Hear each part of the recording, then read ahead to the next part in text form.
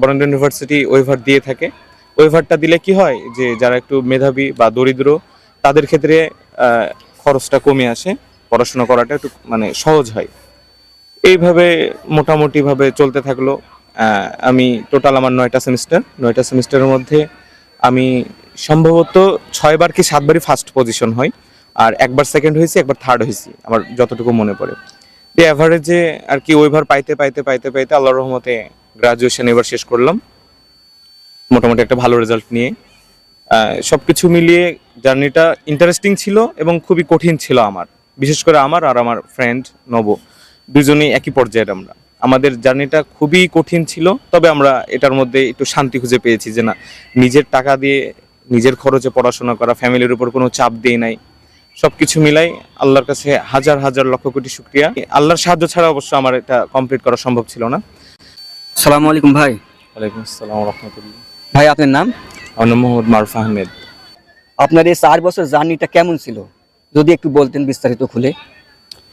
সর্বপ্রথম শুকরিয়া আদায় করছি মহান আল্লাহ তাআলার। আসলে বরেন্দ্র ইউনিভার্সিটি একটা প্রাইভেট ইউনিভার্সিটি, তো ওইখানে আসলে সবার মানে পড়াশোনা করার সামর্থ্য নাই। আমিও তার মানে সেই কাতারেরই একজন, কিন্তু আমি একটু রিস্ক নিয়েছিলাম যে মহান আল্লাহ তাআলার উপর ভরসা করে যে যেভাবে হোক আমাকে মেনটেন করে টাকা পয়সা ম্যানেজ করে আমাকে হচ্ছে পড়াশোনা চালাইতে হবে। শুধু আমি না, আমার ফ্রেন্ড আছে নবনাম, আমরা দুইজনেই চিন্তা ভাবনা করলাম যে কিভাবে কি করা যায়। আসলে এত টাকা পয়সা তো ফ্যামিলি থেকে ম্যানেজ করা সম্ভব না।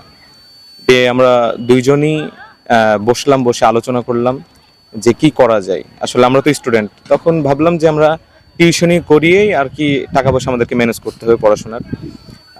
প্রাইভেট ইউনিভার্সিটিগুলোর সাবজেক্ট নিয়ে পড়াশোনা করা কিন্তু অনেক খরচ, আপনি জানেন।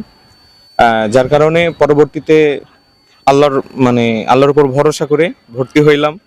হওয়ার পরে প্রথমে একটু কষ্ট হইলো, পরে মানিয়ে নিলাম যে হ্যাঁ, এভাবে এভাবে কয়টা টিউশনি করাইলে আমার টাকাটা আমি মানে মেনটেন করতে পারবো এইভাবে। তারপরে আরেকটা প্ল্যান ছিল যে পড়াশোনাটা ঠিক রেখে অন্তত যে র্যাঙ্কিংটা থাকে সেই র্যাঙ্কিংয়ের মধ্যে থেকে আমি ওয়েভারটা যেন পাই, সেটা আমার মাথার মধ্যে ছিল যে ওয়েভারটা আমাকে যেভাবে পাওয়ার লাগবে। কারণ আপনি জানেন যে হচ্ছে বরেন্দ্র ইউনিভার্সিটি ওয়েভার দিয়ে থাকে। ওয়েভারটা দিলে কি হয় যে যারা একটু মেধাবী বা দরিদ্র তাদের ক্ষেত্রে খরচটা কমে আসে, পড়াশোনা করাটা একটু মানে সহজ হয়। এইভাবে মোটামুটিভাবে চলতে থাকলো।